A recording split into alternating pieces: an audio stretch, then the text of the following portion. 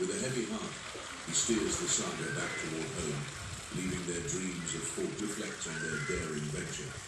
Enduring 2 weeks of hardship and risking it all on the wings of the sea, they know that many other boats would have given up long ago.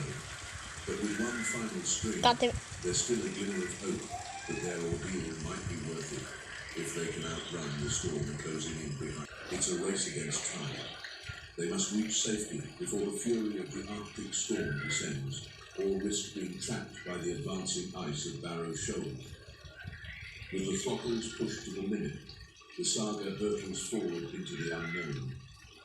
On the second night, the radio crackles to life once more, and first mate Nick strains to make out the frantic voice pleading for assistance amid the static. Another ship, trapped in ice, their calls for help desperate and urgent. But the details are unclear, and Nick's memory fails him as he tries to recall the ship's name mentioned back in Dutch Harbour before they departed. The distress calls hint that they're committed to riding the current straight into the harbour mouth without pause. The crew's hearts race as they grapple with the weight of their decision. Stopping now could mean losing everything, but forging ahead risks lives. Amid the roar of the engines, there are no easy answers, only the relentless push toward their goal. The saga finds 435 crabs in one pot. After their time, crew members to the ice, but Captain Jake believes it was worth it. Their big catch should make up and bring it back before an approaching storm. Their mood lifts when they finally see the harbour lights on the horizon after days of rough seas. They look forward to solid ground and a hot meal after enduring so much. Passing the breakwater buoy, they dream of relaxing with drinks and maybe even enjoying some coconut shrimp at the local bar. But their relief is short-lived. Jake finds an urgent message from the cannery manager demanding they haul one more string of pots before unloading. Jake and his injured deckhand Nick are frustrated. They will late, even if they make it before the agreed cut-off date. Reluctantly, they get back to work, deploying the final string of pots into the harbour. They just hope this last task goes by quickly. In contrast to the rough seas, the harbour is calm as they haul in the short line. The first pot doesn't have much, just 2 good crabs among the small ones. They feel annoyed. It seems like this extra effort might not be worth it, but they stick to the rules and keep pulling. Then, something hits the side of the boat as they pull up the 4th pot. Deck boss Nick looks at Captain Jake, wondering what it could be. They pause the hoist and Nick looks over the edge, spotting a huge lump of wire mesh just below the surface. Their irritated Jake keeps the crane moving, lifting each pot while they've caught nearly $60,000 worth of crabs just outside the harbour, while storms rage far to the north. It's an incredible turnaround.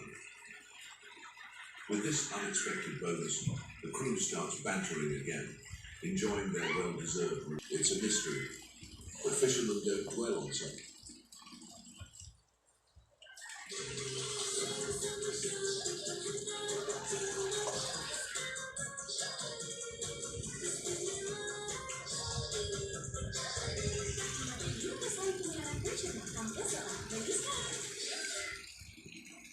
Bering sea crab fleet faces more problems as winter gets colder. On the FB Northwestern, Captain Sig Hansen deals with challenges that could end his 40-year career. Their troubles start when the port engine suddenly stops working while they're setting gear in new fishing grounds up north. It emits smoke, but Sig cuts the power to prevent a fire, leaving them stranded in icy waters. They wait for hours to be rescued and finally make it to St. Paul Harbour with only one engine working. But the damage is severe. The electrical system is ruined, the control panel is destroyed, and even the navigation computer is fried. Although the engines are okay, they can't use them. The worst part is that the emergency transponder, which is required by law, is melted and useless. They start repairs right away, but they face bureaucratic obstacles. Without the transponder, the Coast Guard won't let them sail. Sig orders a replacement, hoping it will arrive quickly, but bad weather halts air traffic. delaying the replacement transponder's arrival from the Alaskan wilderness. Every morning, Sig hoped for better weather as he checked for updates from the supply plant. 7 long days went by while the ice swallowed up the fishing grounds. Sig felt hopeless, thinking about all their effort going to waste while they were stuck in port, unable to work. But on the 8th day, the winds calmed down, and supply planes were finally able to fly. Thankfully, fixing the direction finder antenna only took a few hours, and they were soon heading. As they worked, facing one challenge after another, Captain Sig remained hopeful. Even when the crane motor overheated and shut down and the hydraulics seized up, he refused to give up. With the engineer fixing the motor and the deck boss organising rest breaks for tired fingers, with renewed determination, the gears grind back into motion, pulling up even heavier strings than before. Cheers erupt as they confirm they've hit the jackpot. Ice falls from the rigging. They keep going.